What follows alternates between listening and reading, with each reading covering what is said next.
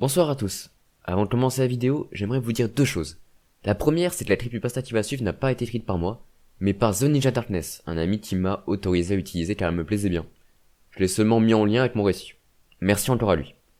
La deuxième chose, c'est par rapport à mon récit justement. La plupart des dossiers peuvent être écoutés dans n'importe quel ordre, néanmoins, il y a des éléments de l'intrigue principale tournant autour de l'agent Edouard que j'initie dans certaines. C'est le cas pour celle-ci. Voilà, je tenais juste à vous informer de cela. Je vous souhaite une bonne écoute.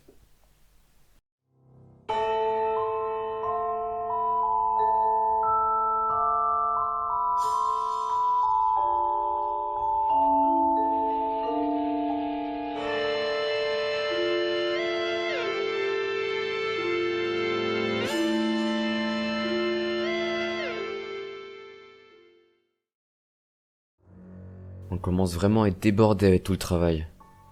Va falloir penser à recruter des stagiaires. Il nous serait bien utile. Je vais soumettre l'idée à Cooper. Ah oui, pardon. L'agent Cooper, c'est mon supérieur. Enfin bref, passons. Nous allons parler d'un phénomène étrange, ayant eu lieu il y a de cela des décennies. Une forêt aux bois sombres et au feuillage touffu, qui ne laisse passer aucune lumière. Elle était évitée par les habitants et les marchands des différents royaumes. Nous n'avons que des pièces écrites de cela, des documents pour le moins perturbants. À cette époque, beaucoup de gens disparaissaient. Mais alors, y a-t-il un rapport avec elle? Si nous ne cherchons pas plus, alors oui, ça était une simple forêt.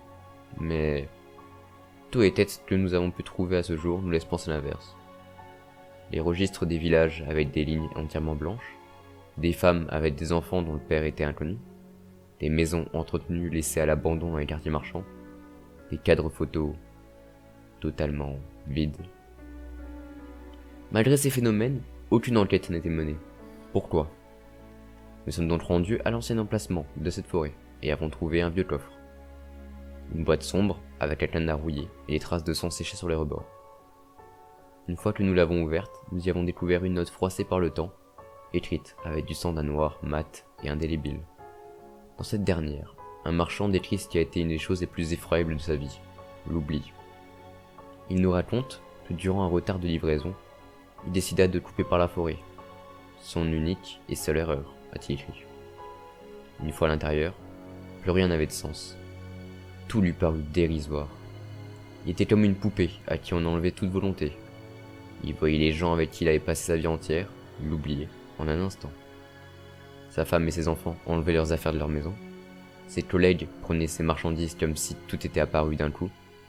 Tous les documents avec son nom s'envolaient, sans qu'il ne puisse rien faire. Cette forêt se nourrissait de son existence, de sa mémoire.